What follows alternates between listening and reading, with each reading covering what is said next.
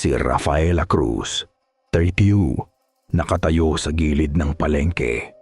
Buong buhay niya sa Manay. Hindi lang ang amoy ng niyog at usok ng bato panggatong ang nakasanayan niya, kundi pati ang mga kwentong bumibitin sa hangin, lalo na yung tungkol sa lumang barkong nagpapalitaw sa gabi sa baybayin ng Manay. 2 linggo na ang mga balita tungkol sa kakaibang mga ilaw sa Manay Bay na nagpapalutang sa dagat tuwing gabi. Halimaw sa ilalim ng tubig, sabi ng mga matatanda. Si Rafael, isang investigatiba sa lokal na dyaryo, gustong malaman kung totoong may paranormal sa likod ng usap-usapan. Sa bawat hakbang niya, amoy dagat at nalulutong isdang inihahain sa gilid ng kalsada ang naghahatid ng nakakatakam na alaala ng bayan. Pero ngayon, may keystroke siyang hindi naririnig sa mga diwa. Isang lihim ng Manay na matagal nang tinatago.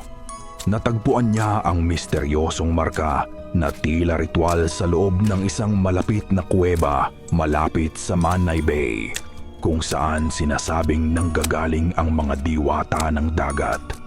May mga lokal na alamat na nagsasabing may batala ng kape, isang nilalang na naglalakad sa pagitan ng mundo ng tao at espiritu. Aba, anak, sabi ni Aling Maring, dati kapag may kakaibang bagyong dumadaan, nagsisilbing babala yan ng batala. Nang ibahagi ni Rafaela ang naobserbahan sa kuweba, napatingin ang matanda sa kanya na para bang may tinatago. Sinimulan ni Rafaela ang impyerno niya, isang pag-iimbestiga sa mga weird na paglaho ng mga alagang isda sa palengke na may halong kwentong lumilitaw ang isang aninong papahiwatig sa tabing dagat, pero walang nakakaalam kung totoo o panaginip lang. Sa loob ng kuweba, nahuli niya ang liwanag na tila umaalpas sa kanyang mata. Nagsimulang pumutok ang ulan sa bubong ng kuweba. Tila ang kalikasan mismo ay nagbabala. Ngunit mas tumindi ang sigla niya. Sa loob ng kahon, may mga dokumento ng lumang ekspedisyon na pumunta sa Manay Bay noong 1940s. Dito nakasulat ang alamat na di nakasalin sa mga pagkatapos. Ang katotohanang ang dagat ay pinipigil ng isang sinaunang sumpa nang may pagsubok silang iwasan ang ritual ng batala. Naalala niya ang kwento ng isang bata na pinatay nung 70s sa baybayin, isang sugatang espiritu na bumabalik tuwing may bagyo para gumanti.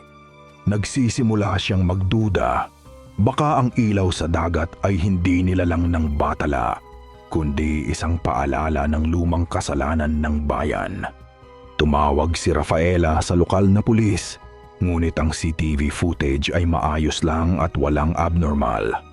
Parang may nagtatakip ng totoong nangyayari.